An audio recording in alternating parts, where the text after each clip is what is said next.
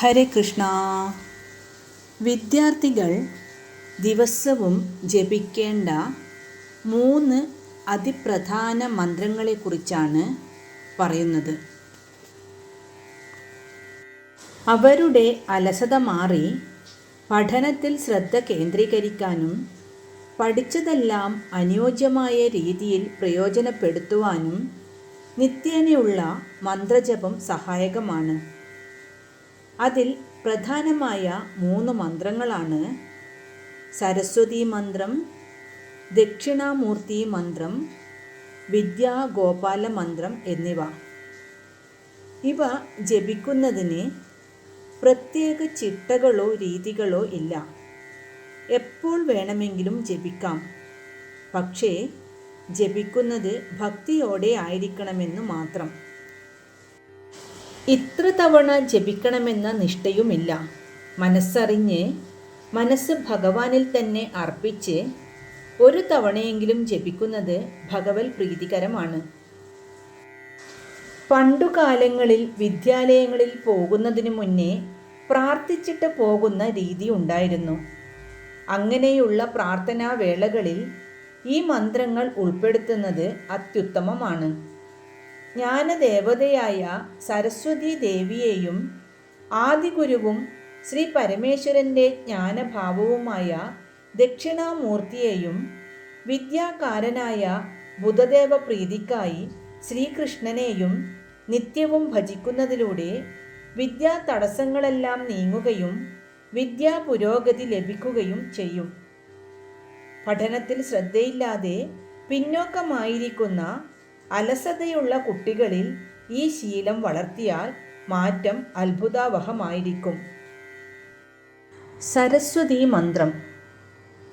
സരസ്വതി മന്ത്രം ജപിക്കുന്നത് വളരെ പ്രയോജനപ്രദമാണ്.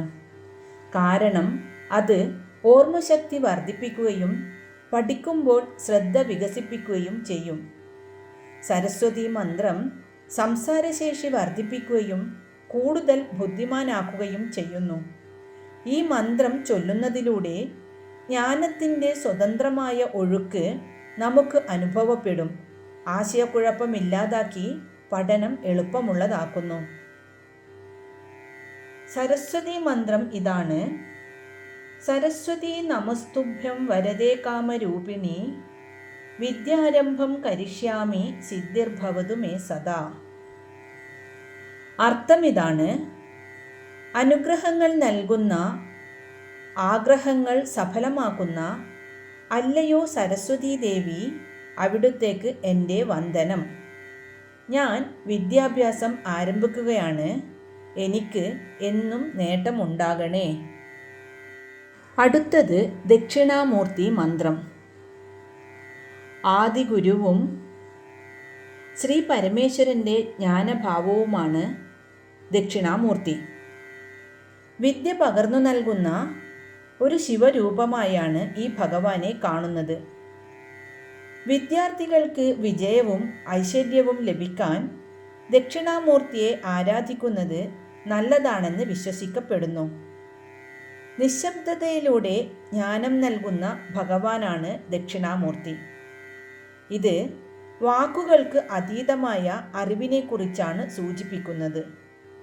ചില ക്ഷേത്രങ്ങളിൽ സരസ്വതി ദേവിയുടെ രൂപത്തിൽ പോലും ദക്ഷിണാമൂർത്തിയെ ആരാധിക്കാറുണ്ട്. വിജയദശമി ദിവസം ദക്ഷിണാമൂർത്തി ക്ഷേത്രത്തിൽ വിദ്യാരംഭം നടത്തുന്നത് ഐശ്വര്യകരമായി കണക്കാക്കുന്നു. ദക്ഷിണാമൂർത്തി മന്ത്രം ഇങ്ങനെയാണ്: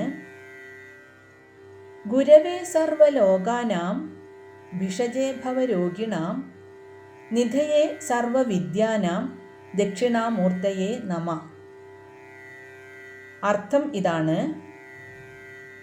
സർവലോകത്തിനും ഗുരുവും രോഗങ്ങളെല്ലാം മാറ്റിത്തരുന്ന വൈദ്യനും സർവവിദ്യകൾക്കും അധിപനും തെക്കോട്ട് ദർശനമായി ഇരുന്ന് ജ്ഞാനം പ്രദാനം ചെയ്യുന്നവനുമായ ഭഗവാനെ ഞാൻ നമിക്കുന്നു.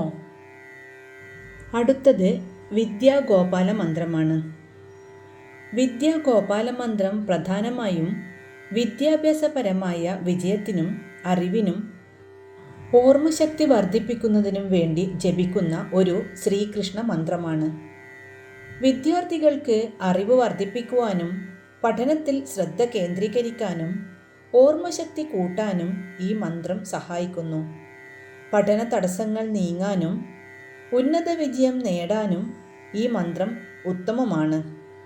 മനസ്സിന് ശാന്തതയും വ്യക്തതയും നൽകുന്നു. മന്ത്രം ജപിക്കുമ്പോൾ ഭക്തിയോടെയും ശ്രദ്ധയോടെയും ശ്രീകൃഷ്ണ ഭഗവാനെ മനസ്സിൽ ധ്യാനിക്കുക. വിദ്യാഗോപാലമന്ത്രം ഇതാണ്: കൃഷ്ണ കൃഷ്ണ ഹരേ കൃഷ്ണ സർവജ്ഞത്വം പ്രസീദമേ രമാരമണ വിശ്വേശ വിദ്യാമാശു പ്രയച്ഛമേ.